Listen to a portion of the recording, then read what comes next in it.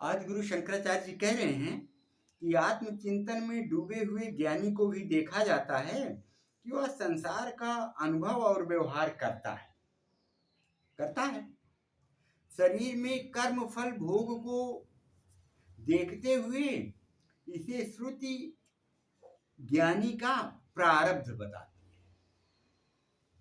प्रारब्ध ज्ञानी जो आत्मस्थित महापुरुष हैं वो भी व्यवहार सब करेंगे, आपसे बोलेंगे, बातचीत करेंगे, आएंगे जाएंगे, खाएंगे पिएंगे, उठेंगे बैठेंगे, संस्क्रिया करें, सब कुछ तो करेंगे। आत्मस्थित में है, आपके ये सब क्रियाओं में उनके सब में अंतर तो है नहीं। आप भी कर रहे हैं, वो भी कर रहे हैं। ये जो भी करते हैं ये उनका प्रारब्ध रूप है।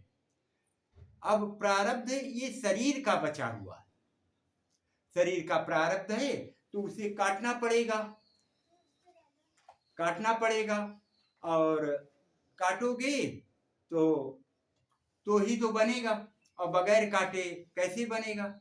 ये जब तक शरीर है और श्वासा चल रही है तो शरीर से जो भी पहले कुछ आप किए थे तो वो प्रारब्ध रूप में बनकर सामने आता है।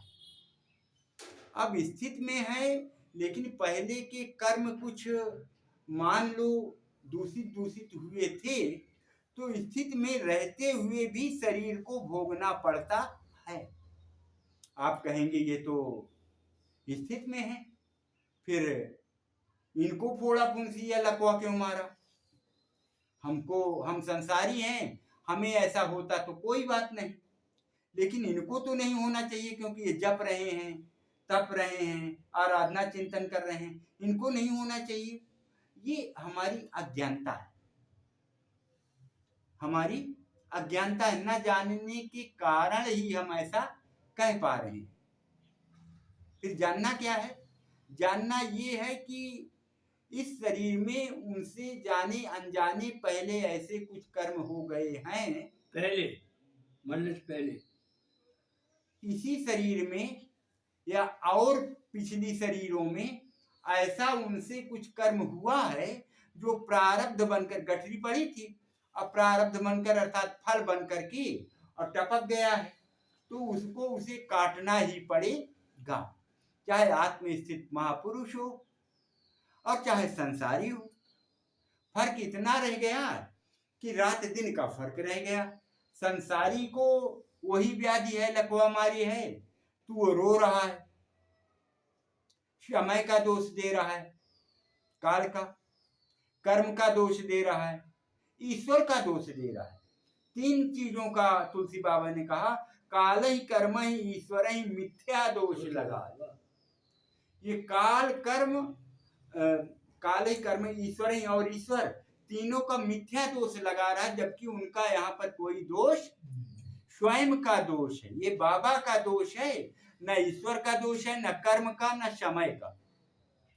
तुलसी बाबा यहाँ ये निर्णय देते हैं। और संसारी यही कहता है, यही रोता है, मेरे ऊपर गाज फाट पड़ी, क्या करूं, मेरा समय अच्छा नहीं है, मेरे कर्म अच्छे नहीं है, और मेरा वो प्रभु मुझसे रूठ गया, यही कहता है।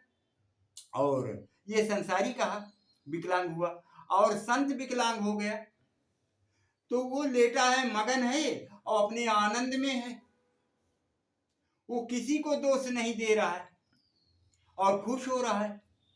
संसारी रो रहा है और संत जो है हंस रहा है, और लकवा दोनों को मारा है। समझना बात, लकवा दोनों को मारा, पैरालिसिस दोनों हैं, एक ही साथ कहो मारा हो, दोनों दोस्त क्लासमेट रहे हों, दोनों को मारा है तो एक हंस रहा है और एक रो रहा है, दोष दे रहा है दूसरे को। और एक हंस इसलिए रहा है वो संत क्योंकि ज्ञान की स्थिति में है, आत्म स्थिति में है, महापुरुष है, तो उसको क्या ज्ञान है? उसको ज्ञान है कि ये जो आया है जिसको मैं भोग रहा हूं ये मेरे द्वारा किए हुए कर्मों का फल है। मैं ही पिछले में जाने अनजाने में ये गलत काम किया था, किसी को लाठी मार के विकलांग किया था, किसी को थप्पड़ मार करके हाथ पैर तोड़ डाला था, तो मैं किसी के साथ किया था, तो आज ये मुझे प्रारब्ध रूप में उसी को काटना पड़ रहा। यही ना चक्रवर्ती राजा दशरथ है, किसी को बाण मारा तो किसके बच्चे को हताहत किया, तो कैसे कैसे वो बुढ़ी बड्ढा रोए, उस दृष्टांत में जाएंगे लंबा हो जाएगा, तो इसको भी रोना पड़ रहा है। जो पहले जैसा हम किए हैं वो हमारे सामने आज नहीं तो कल प्रारब्ध रूप में आएगा। तो जो ज्ञान में है वो उसको सही करता है। धन्य है प्रभु, तू कितना मेहरबान है मेरे ऊपर, कितनी तेरी असीम अनुकंपा है मेरे ऊपर, जो इतना तू मेरे ऊपर कृपा किया कि मेरे शरीर रहते रहते चलते चलते और तू इतने बड़े मेरे पाप को इतने छोटे में कटवा दिया। धन्य है, मैं तेरा कितना शुक्रगुजार हूं, वो कम है प्रभु, तू इतना दयालु है।